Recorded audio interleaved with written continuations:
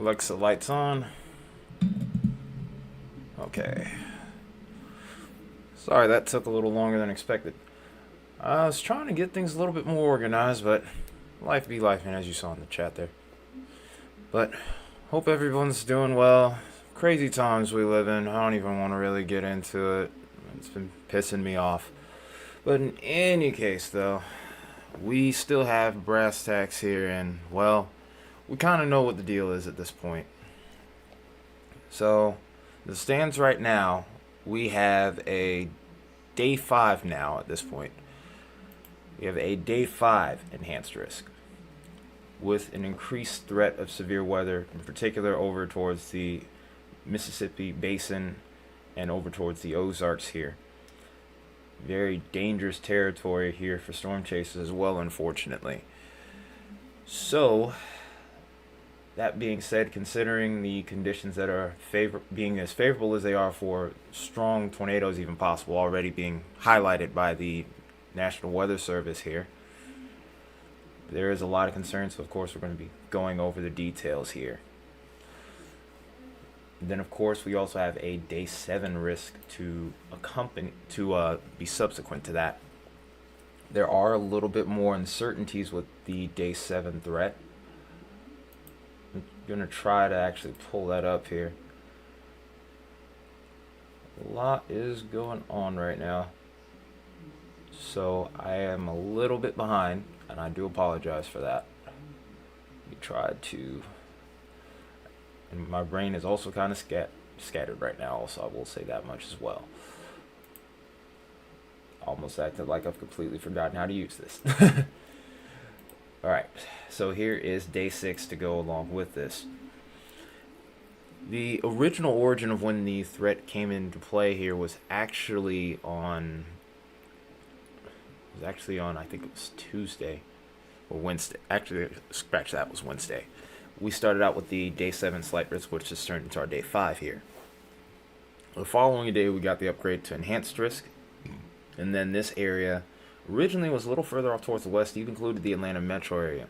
I do think that Atlanta metro still got a chance for severe weather, but in the time frame in which these outlooks are posted, it does look like the higher confidence in severe weather potential is going to be over here towards the Atlantic coastal region, especially towards the South Atlantic region and also towards the Mid-Atlantic.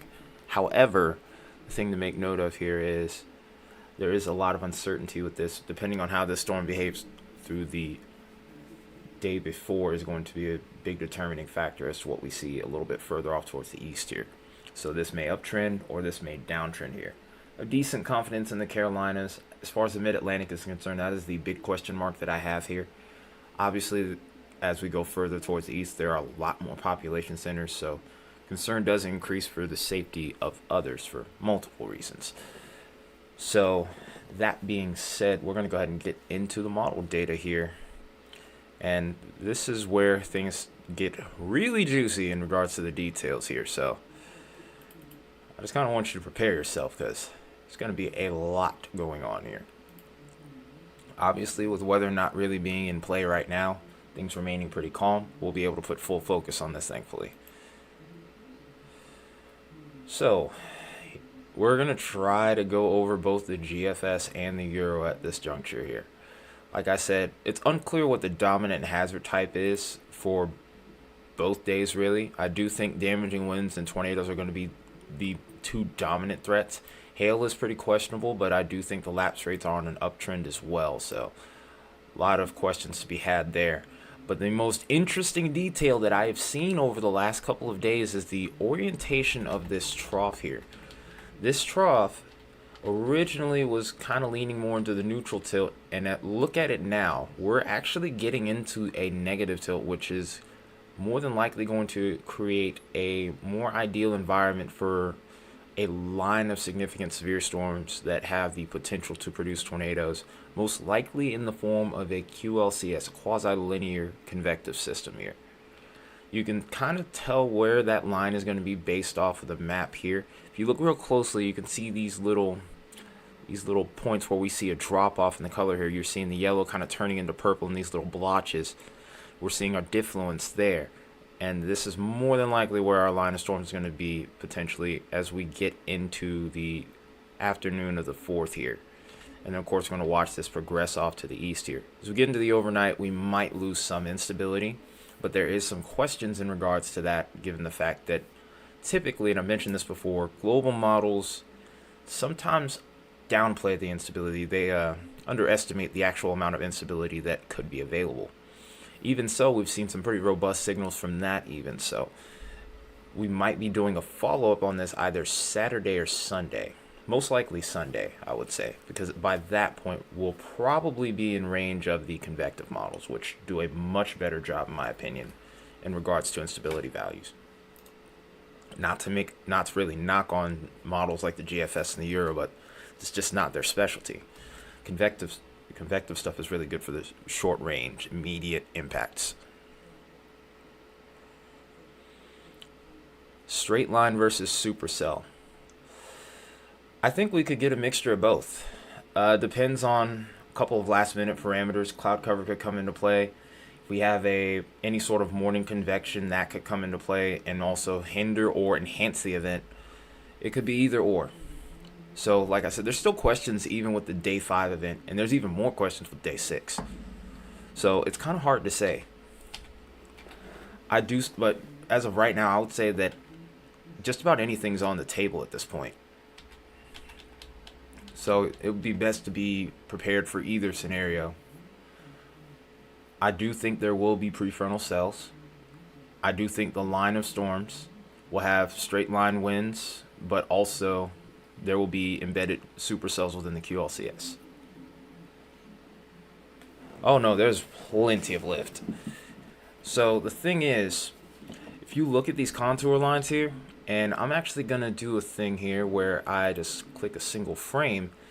Alright, so you see where these contour lines and how closely together they are? There's plenty of lift here. And this translates through different levels of the atmosphere. So we just looked at the upper levels. We have good short waves at the mid levels. And those short waves are also great sources of lift as well. So when you have that coupled along with a strong trough like this as it is, that's already negatively tilted, which is a great source of lift too, it's not going to take as much as you think. So really what we need is a good trigger. And like I said, that trough being negatively tilted is going to also serve as a good source for that as well.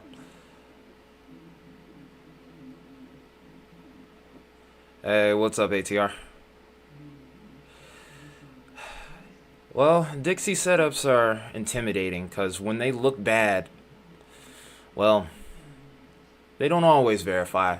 But when they get bad like this, it's unsettling. I get it, especially considering the fact that, well, I live in Dixie. So it always kind of, it's always kind of a thing that I'm keeping an eye on. ATR, I'm still kind of questioning that, to be honest. There's not a lot of certainty for your area in regards to severe weather. I mean, you still have that 15% for day 6. The only thing about day 6, though, is depending on what happens with day 5 will determine what happens on the subsequent day.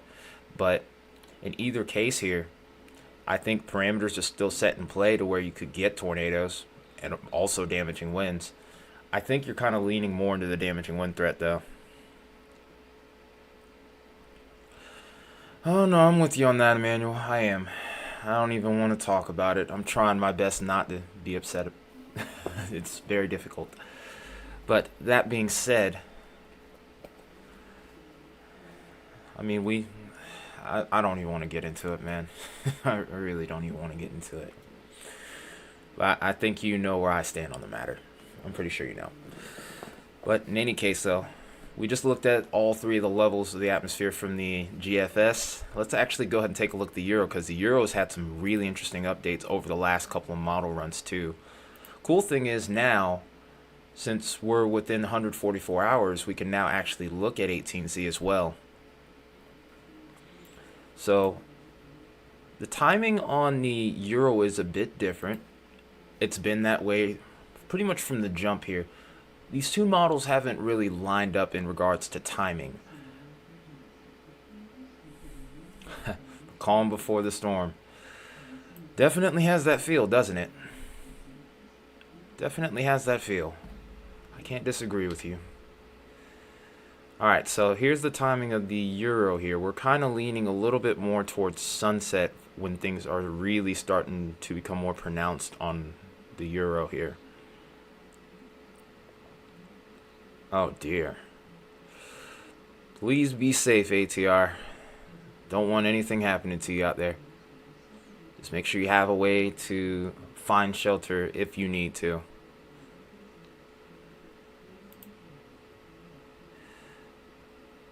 Alright, so here's 700 right here. Shortwave's still pretty prominent, but it looks a little bit further off towards the west.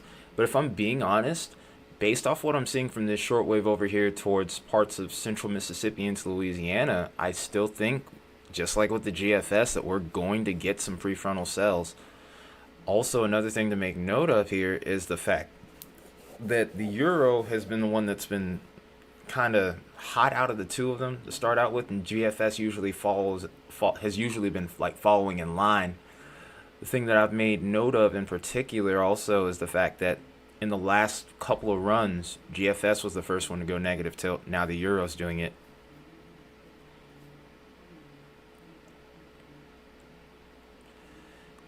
I think you're going to get it in the evening, ATR. I don't think you're getting overnight action. It's going to be morning, early afternoon. Areas like mine, however, if things hold up, we're probably going to get it overnight. Just how significant that threat will be is my question. Like I said, I'm really not sure of what type of instability that we'll have available just yet.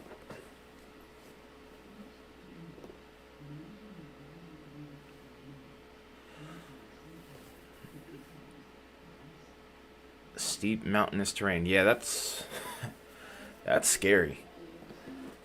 Doesn't matter what the risk is. You get caught in a bad storm in terrain like that. It's just nothing. There's nothing good. There's nothing good about it. It really isn't. I kind of know where that is. Kind of. Yeah, I think your threat's going to be more so in the mid-morning, maybe early afternoon. Keep in mind that time frame is still very much variable because of the fact that, well, GFS and the euro still aren't really in agreement with the timing, and that's really going to be the key fact. That's really going to be another key factor in all of this, especially for areas a little further off towards the north too. This could bust though, still. So, like I said, I'm not trying to hype this up, but I am concerned, especially when I see this. Looking at the low-level jet, seeing the directional shear in particular right here really intrigues me.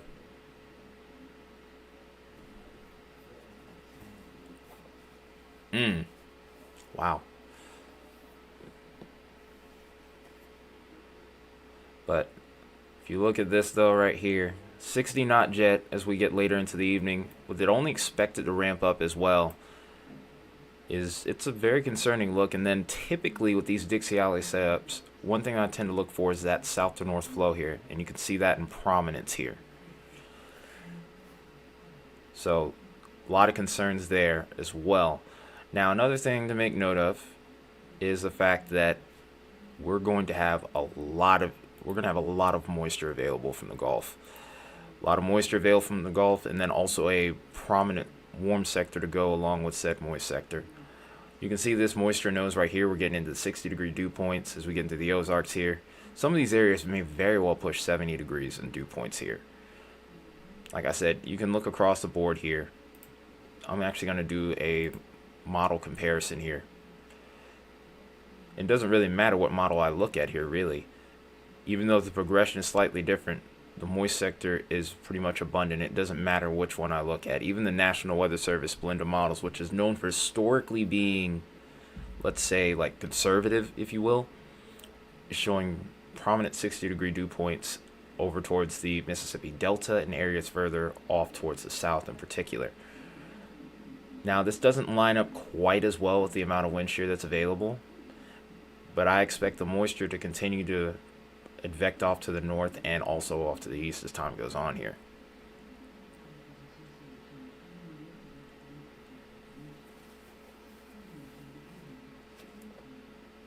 You were at the state park while Helene was happening, and that's crazy. Never will forget that coverage. I remember we were live for actually 16 hours. The thing is, YouTube actually cuts off a live stream at 12 hours if you do video on demand, so you have to manually upload it. So there's 4 hours of the stream that is cut off right there. A little bit more than 4, actually, I would say. I actually ended up drifting off at one point. I just couldn't hack it anymore. Sad to say. Not proud of that at all, but that's what happened. Here's our moist sector, or here's our warm sector to coincide with the moist sector as well. You can see that we still got those 60, 70 degree dew points here, and it's pretty much across the board. Like I said, timing is still a bit up for debate here, but across the board here, doesn't matter which model you look at, you can see where the warmest temperatures are going to be here, all across this region. Now, this is where things get a little bit more challenging. And it's like right here where I'm starting to get into a little bit of debate with myself in regards to forecasting still, and it's the instability that we have available. I do think that there's far more instability that would be available further off towards the north than what's being shown here. But the values that we're seeing here, where we're at 1726 joules per kilogram, more than enough to get a big severe event going here. You could easily do that with 1,000, even 850. So the fact that we're well past the threshold is concerning. Then if I were to switch this over to GFS, and this is the other reason why I'm not quite as certain or confident in regards to what models are doing here. It's not only the timing, but most of the global models and regional models only show one particular type of cape. They don't show both. Hi, Katie. I saw your comment. I just needed a second to kind of register it. I'm sorry. A little wacky. Uh-oh. You have an appointment on Tuesday? If it's earlier in the day, you should be fine. The storm shouldn't come into our area until late.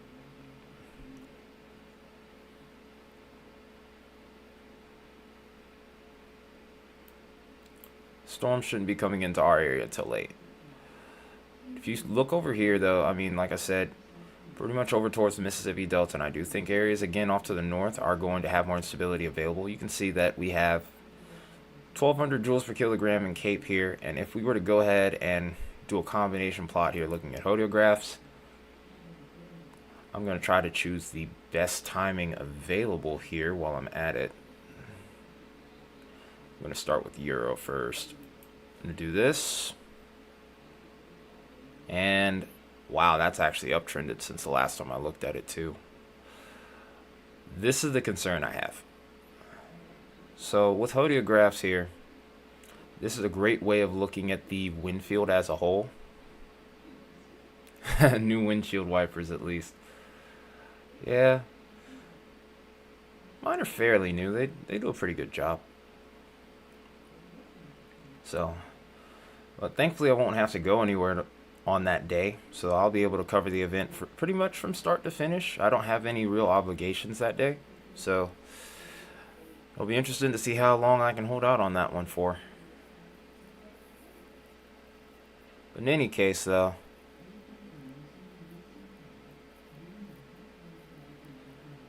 you can see here, 0 to 1 kilometer, this loop in the hodograph here, whenever you see it go up into the vertical like this and loop around, that's usually bad news when you have all the other parameters in place. Oh, you're in a tall vehicle. Yikes.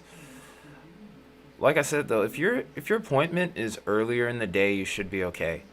If it's overnight, different story. I don't know exactly what your appointment entails, but nonetheless, I'm hoping for your safety, of course. Oops. One thing I got to edit on here, of course.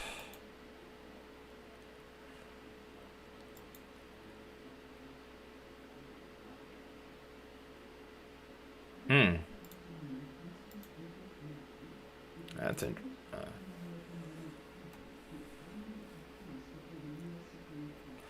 Yeah, I really don't think Atlanta and areas over towards northwest Georgia are gonna see action until probably closer to overnight.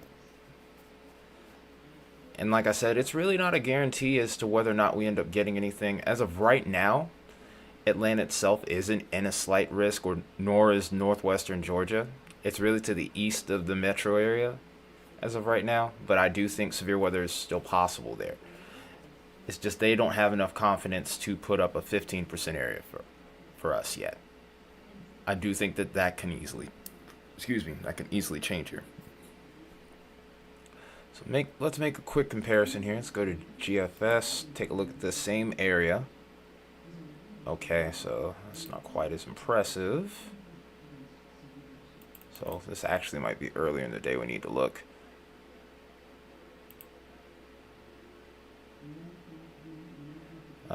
Okay, so this happens earlier in the day. 18Z. Wow. This loop is still impressive. Not quite as impressive as what we saw in the Euro, but nonetheless here, still a pretty big red flag.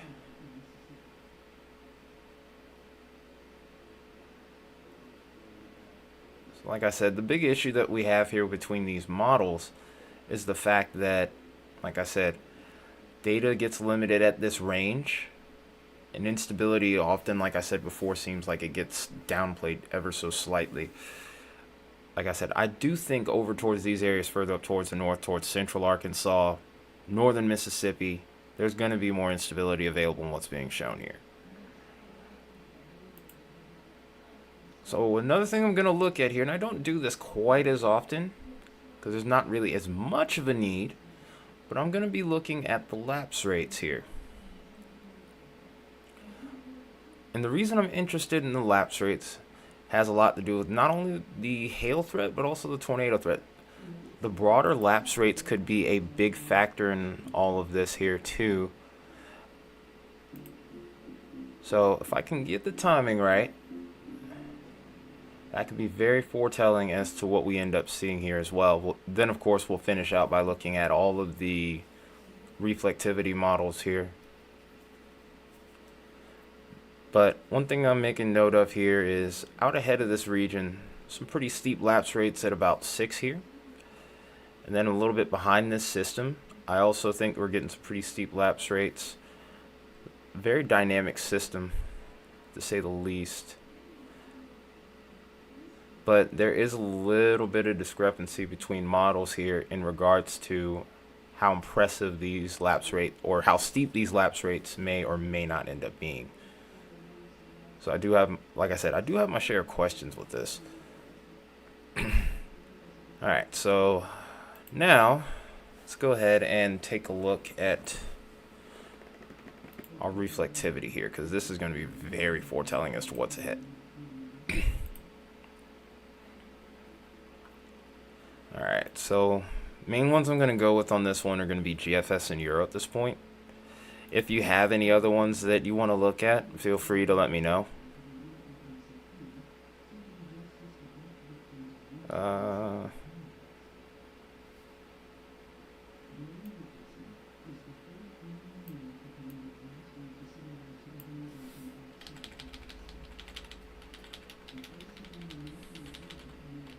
Alright, so this is what we have going on with the GFS. We have a little bit of an earlier start as a result with the increased progression with the trough. I do see a linear mode here pretty clearly by the time we get towards mid-afternoon for the region. I do think, again, there's going to be prefrontal cells. With this, though, it's pretty clear that we're going to end up getting a pretty strong line of thunderstorms as we get later into the evening. But like I said, out ahead of it, prefrontals are still going to be a factor, even as we head into twilight hours and maybe even going beyond that point here. This line does hold up as it gets into Georgia, but the timing here, again, like I mentioned before, it's going to be getting close to, I would say, midnight by this point here. By the time we get towards 06Z, this starts to weaken ever so slightly. Could get a bit of refiring here before all is said and done, But timing, again, is really the question with this. By the way, Emmanuel, you might get some snow on the backside of this as well. It'll be brief, though, from the looks of it. There is another storm that we'll need to keep an eye on after this as well. And then, of course, we'll be watching additional systems. Mostly at this point, we'll be dealing with cold rain, though. Got some lake effect snow. First time I've gotten a look at 18Z today, too, by the way. So we're kind of just reacting in real time here. So everything that you're seeing, if you haven't gotten a look at it today, we're both seeing it for the first time together. I've had a very busy day. Alright, so let's go to Euro. I do think the icon is available now, because we're within 120 hours, I think, so I might look at that too.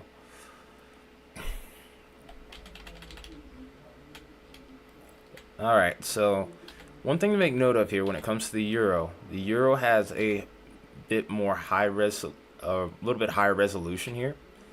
So while we see that line of storms, this is exactly what I was referring to with the GFS, even though it's not going to pick up on it as much because of the slightly lower resolution. You can see these prefrontal cells over here off to the south. Could be some further off towards the north as well. And like I said, that continues to be prominent as we get into the evening here. The interesting thing to make note of here is the progression with the Euro being slower changes the timing. So the problem that we have here is now the storms end up being weaker over towards, let's say, Birmingham and Atlanta because there's less instability available. But watch what happens as we get later into the evening. Get a bit of resurgence here. Do think damaging winds are possible. Low-level jet towards this region would still be strong as we get into the following day here. So the tornado threat is still very much possible here as well. Like I said, a lot of questions still remain. But I think timing is going to be the biggest discrepancy that we have so far. But that being said, I guess I'm going to go ahead and take a look at icon too. Why not?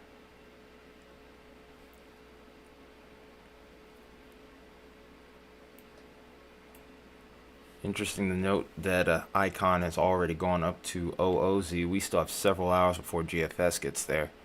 And then even longer before the Euro gets there. It'll probably be like 1 a.m., maybe even 2 a.m. before that loads in. But usually the OOZ's runs have been the most compelling. Usually they've highlighted the greatest change amongst the models here. Now again, as I mentioned before, icon, GFS, they do not have the best resolution here in comparison to the Euro. So we're going to be seeing a different outcome here as a whole.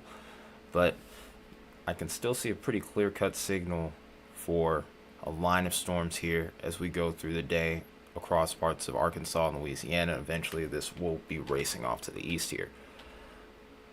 Eventually we'll see the storm system make its way out towards the Carolinas. Timing again still very much up in the air, but as a whole here I can see pretty clearly that at least sometime through the 4th and the 5th we're going to see severe weather. It's pretty clear-cut signal at this point. The threat is prominent. And there's also a very high ceiling with this. There's, like I said, though, a lot of uncertainties with this. We don't know exactly what will happen with this, so we're not going to spread panic here. That's one thing about the channel. We will not spread panic. But we will try to keep you informed. So, anyone has any questions, feel free to shoot. We've got a little extra time here. We did pretty good, actually. Usually try to keep these discussions under an hour, if it's at all possible. I think we're going to do another one of these on Sunday.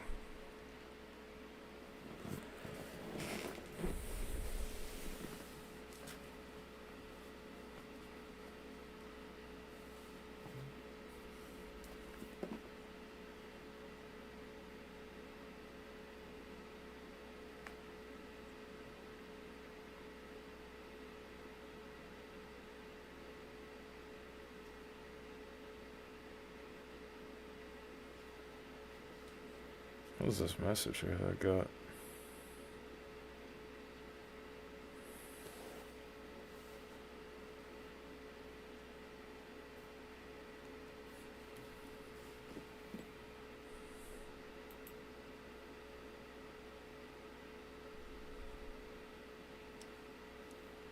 Alright, any questions, folks?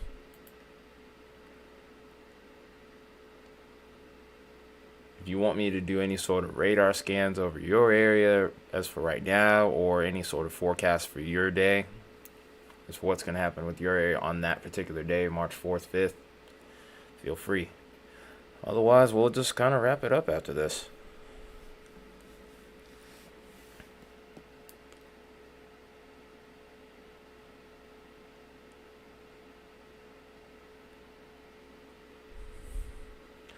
Yeah. You sure?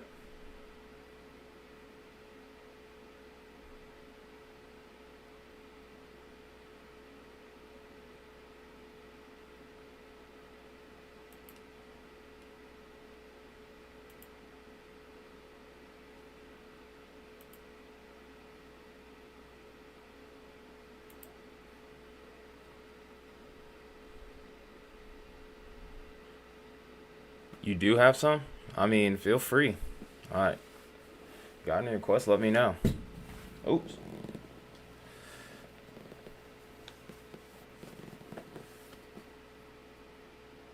Brandon, Mississippi water tower? Let me see. Let me see something real quick. I'm not entirely aware of what's going on with Brandon. What's going on with the water tower? You might have to enlighten me on it. I'm sorry. There's been a lot going on this week, as you and I both know.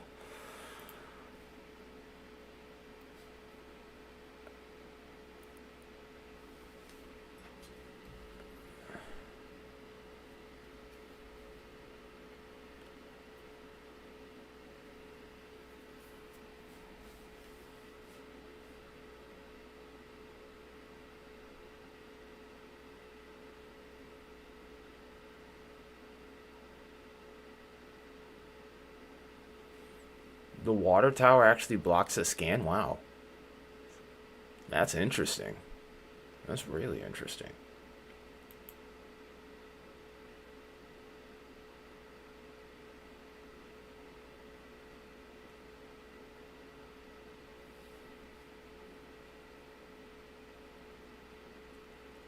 Who?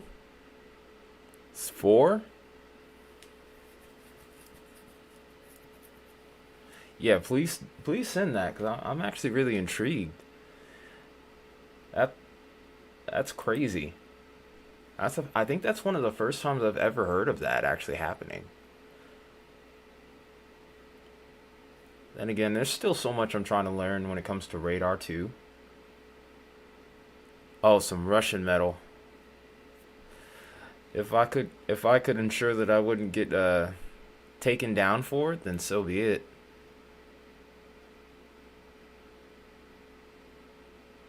What the? Oh wow. Oh, so you sent it to me on Discord. Wow. Wow. Wow. Wow. That's crazy. All right, I'm gonna show you what Torex just sent me on Discord. Also, if you want to join our Discord server where we talk about weather often, or where we try to talk about weather, feel free to jump in. We've been making updates about the severe weather threat in there, especially for the stuff that I'm not able to I'm not able to make into videos, especially like overnight stuff if I'm still up, because I am a bit of a night owl. Ah, thanks, Torex. Yeah, that would be awful if a tornado would parallel that, because we would it's basically one big blind spot.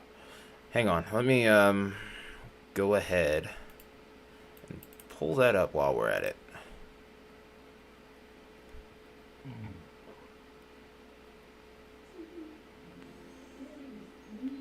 Why can't I?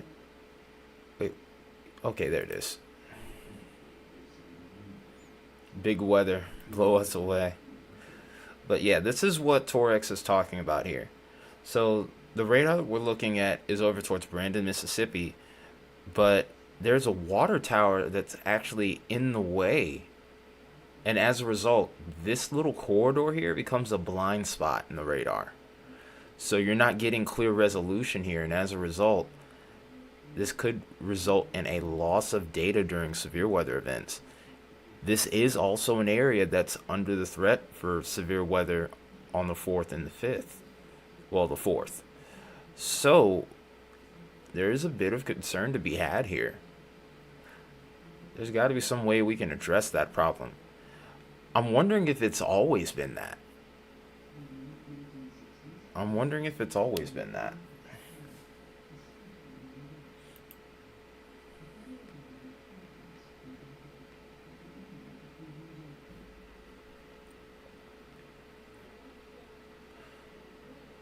Yeah, that is yeah, it is crazy.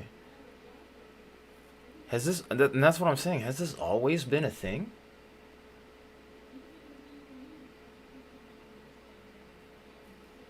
That might be a good post for you, by the way, Torex.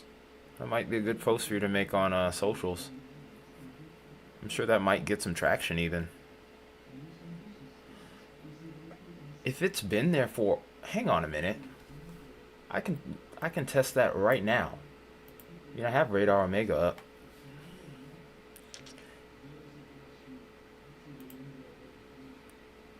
Well, I'll be. Look at that. There it is. Clear as day. That's it right there. Alright, so maybe we could look back at that last... I can actually pull up radar data from that last tornado event possibly too.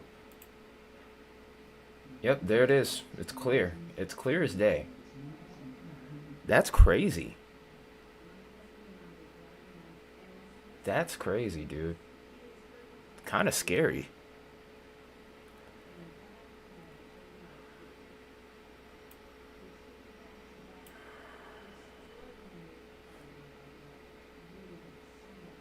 And this, it's not like this isn't, and it's not like this area is inactive when it comes to tornadoes. It's actually very active over here. In fact, one of the last streams we covered severe weather on was in this area. There were several tornadoes that actually occurred. Most of them, I think, were towards the east of Brandon, though.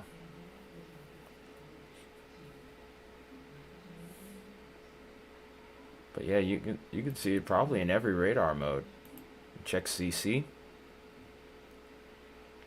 There it is. You could even look at it, and you could even look at it while zoomed out, and it's pretty clear. That could be a big problem. Uh-oh. Be sure to refresh, folks. The frames had dropped a little bit, so I apologize for that. Every once in a while, we'll get a little lag spike. It's not often, but it'll happen every once in a while.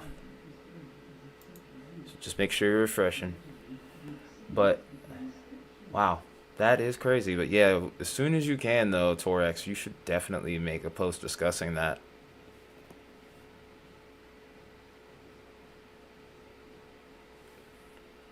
Alright. Are there any other questions that you guys might have? Still got a little time if you want. I might play something for you guys too if that's what you want as well. I won't put up a vote or anything like that. If you ask me, I'll play something. Well, lag spike's cleared up now, so you should be good once you refresh. But yeah, every once in a while those seem to happen. I dropped like about 400 frames actually.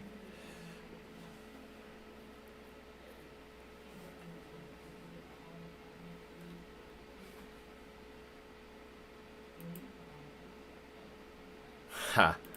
All right.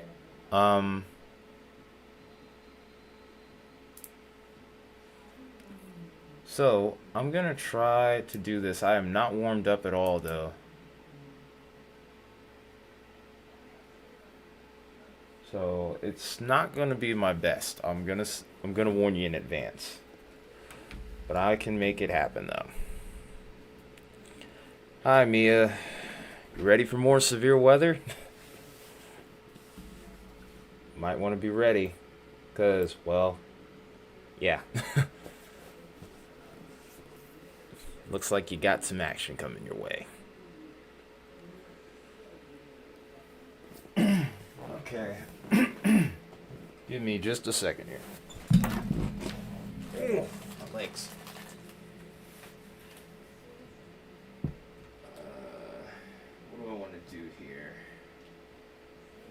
I'm gonna go with this one today. We're gonna go with this axe today.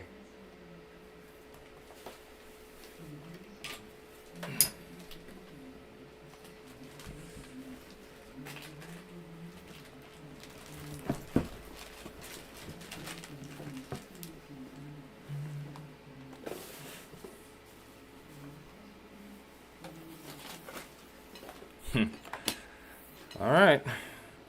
I will put that to the test then, sir. I will put that to the test.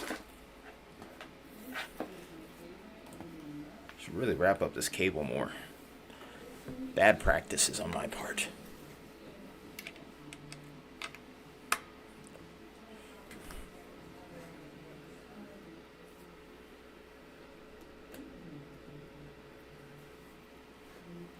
Okay, let's get the amp on.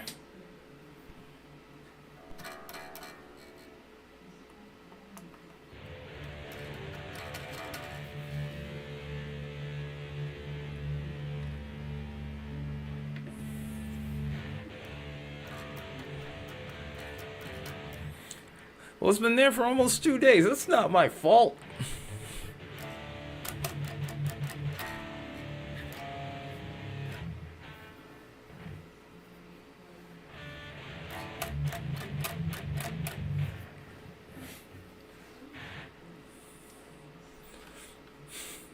I mean, what do you want me to do, man? I just call him when I find him.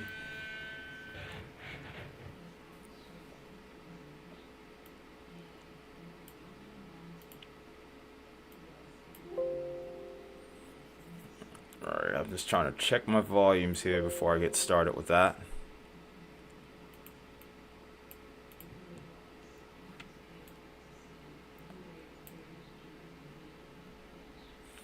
I don't like doing this camera. I don't like using this camera like I am right now, simply due to the fact that, well, the resolution's not great.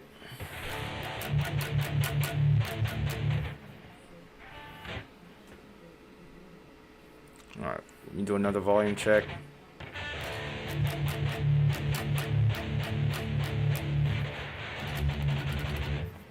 Okay.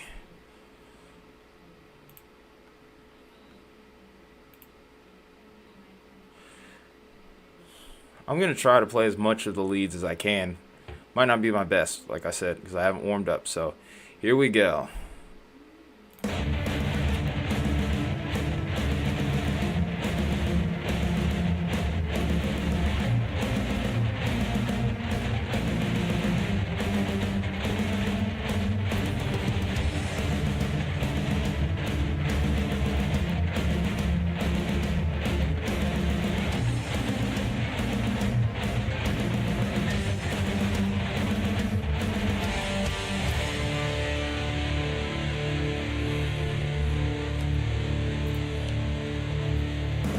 This is Bellacore, this is Aspect.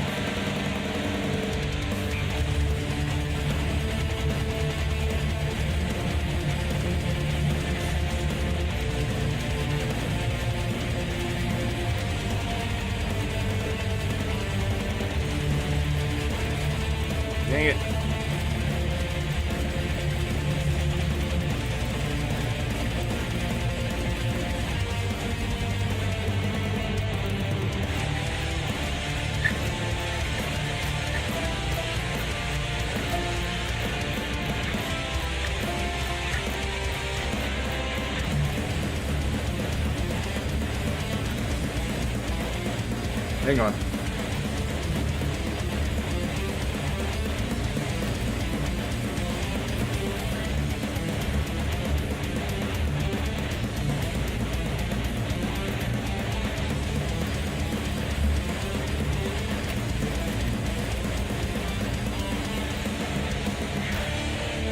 So many.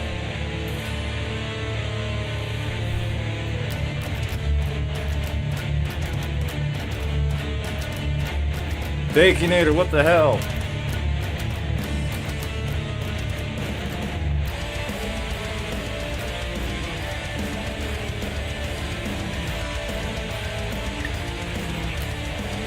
Oh, I'm out of tune. No, it's no secret he does that.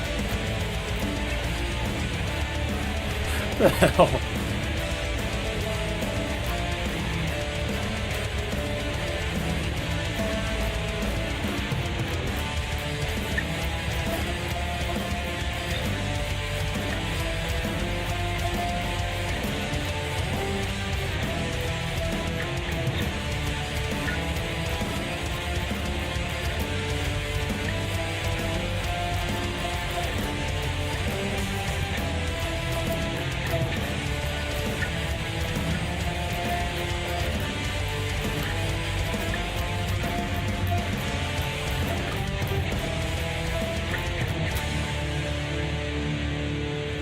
I don't really remember the solos to this at all. It's been years since I've actually tried playing this, or it feels like it's been.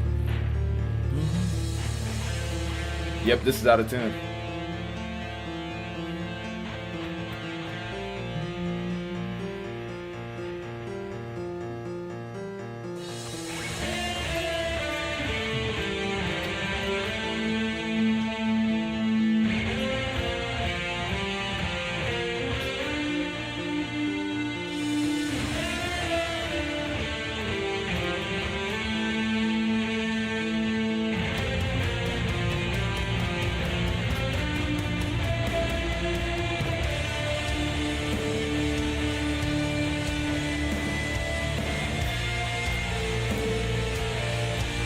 Sounds better.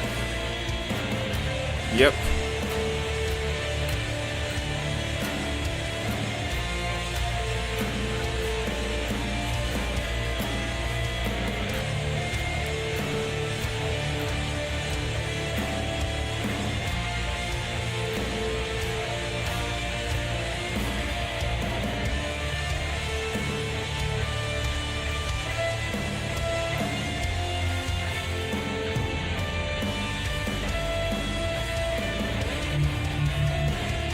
Yeah, I can't remember the solo.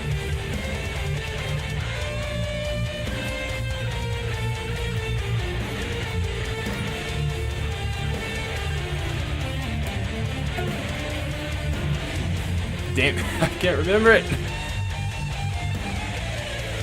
Hey, Jeff Gordon poster. Somebody likes it. Grew up a NASCAR fan, actually. A lot of people, that's a little fun fact a lot of people don't know. I grew up a Jeff Gordon fan, yeah. But yeah, big time NASCAR fan. Sometimes I'll even watch it during the during our severe weather live coverages. I'm not proud to admit that, but yeah, that's a thing that I do. Tell you what,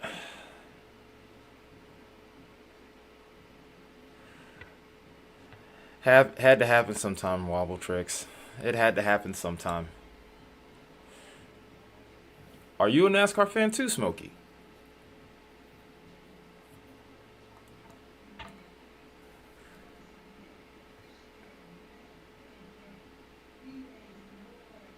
I have no issue with W. Stop it. Stop it. Daggone it. I don't like that emoji. I hate those so much. Trauma from all the times that my streams have crashed. Alright. Do you guys want one more? I might have it in me to do one more. I'll give you one more if that's what you really want.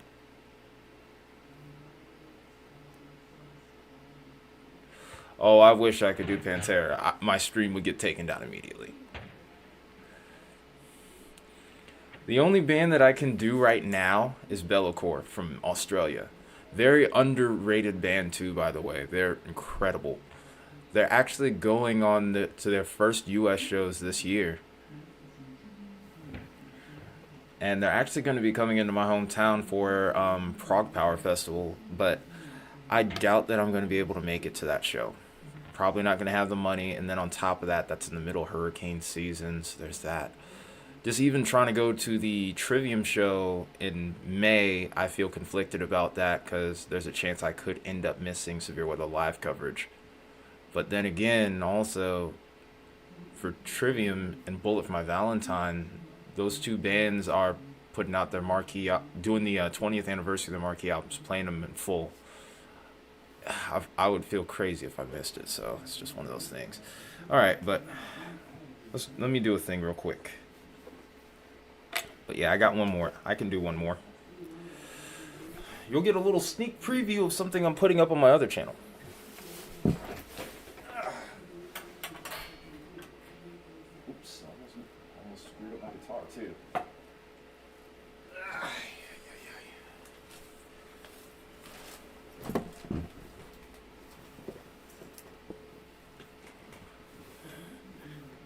Did I ever introduce you to Bullet for My Valentine Baconator? They're pretty good too. Oh, you've been on a Whitechapel thing, huh? Smokey? I like Whitechapel. I like their most recent album too, or at least the singles. I haven't listened to the rest of it yet. Has it even? Wait, has their new album even come out yet? Baconator, the only ones I've shown are 6-string guitars, sir. These are not 63. I wouldn't know what to do with myself. I'm not that good.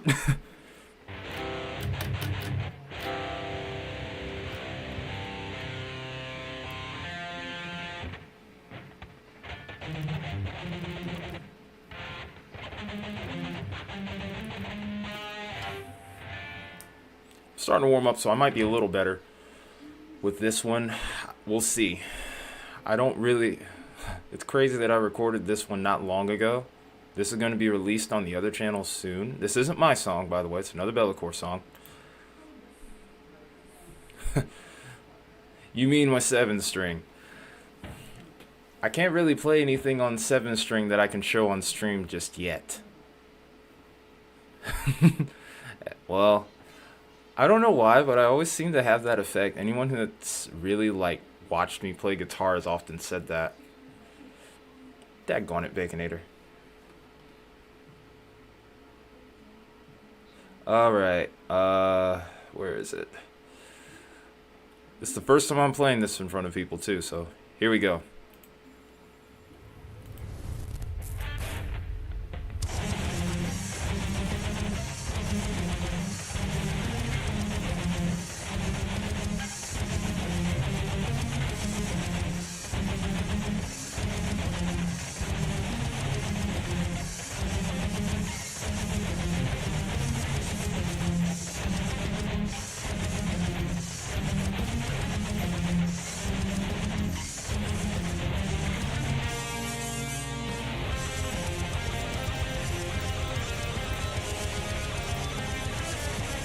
I forgot.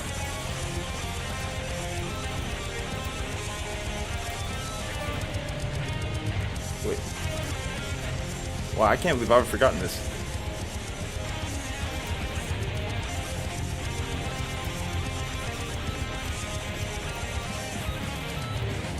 Dang it, I can't even remember the riff.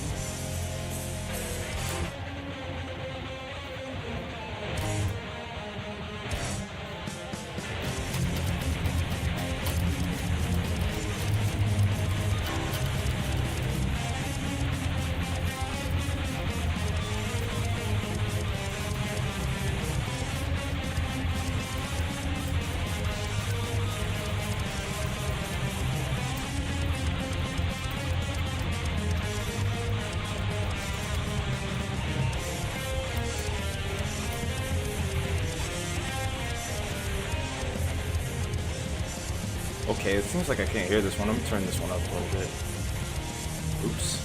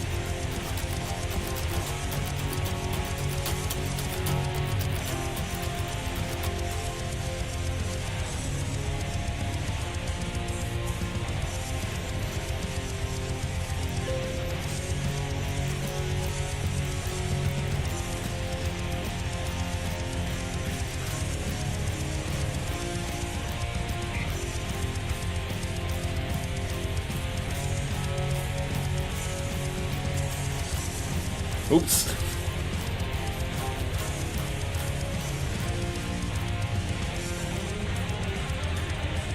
Dang it, I've completely forgotten how to play this song in front of you guys.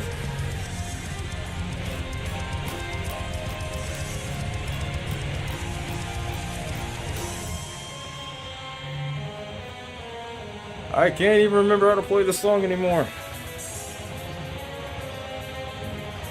I get shy around you guys.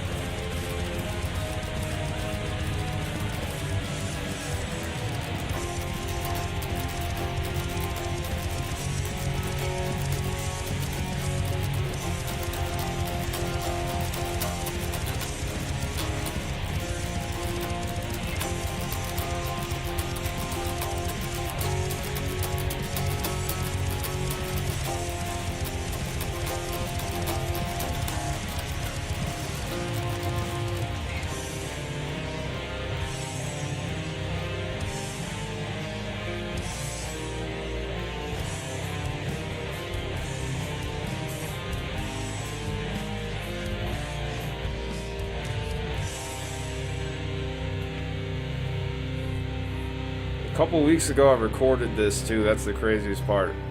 This cover I haven't even put on YouTube yet, and I'm already forgetting it. It's crazy.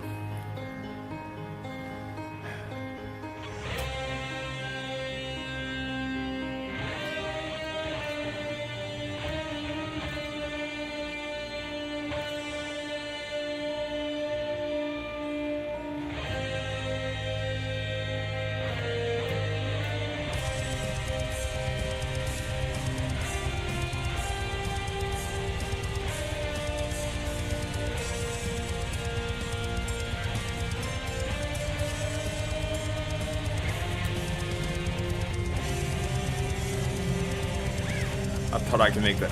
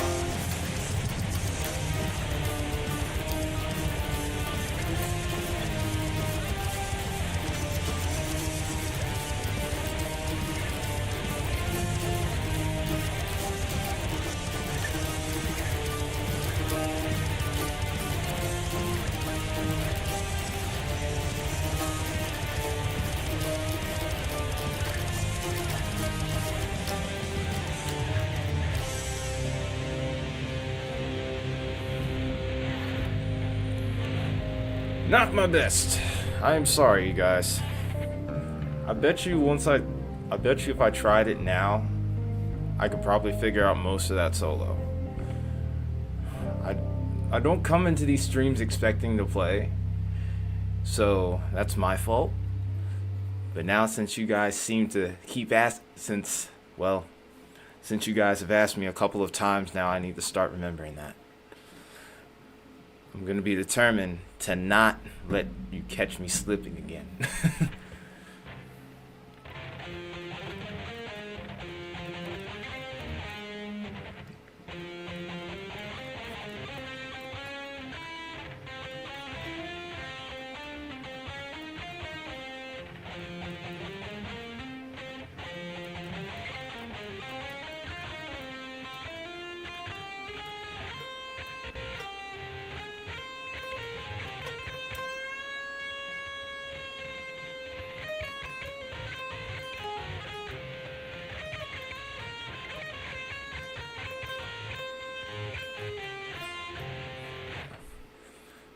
I'm not gonna be streaming any longer.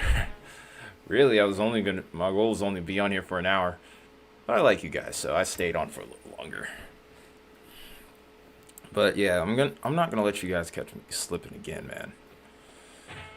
So, besides, I need to finish making the video for this cover, so you'll see the better version of me playing this. It's just I wasn't ready to do it now. I wasn't ready to do it now, and I paid the price for it. I haven't touched my guitar in like a day, and it's kind of showing. I used to have much better practice habits. Yikes, I have a plate on the back of my freaking, I have a plate on the back of my freaking chair. I need to get that out of there. That was from today. Yikes. Oh, we had people unsub. Well then, it's okay. We're gonna keep being ourselves here. Be sure to share the channel, and make sure you guys hit that like button. I appreciate you all tuning in. Like I said, we got a long ways to go with the guitar playing stuff, but we'll be probably doing a follow-up stream on this Sunday. So hopefully you guys can all tune in. It's okay if you can't, but I appreciate you all being here, and I'll see you guys in the next one. You all have a good night.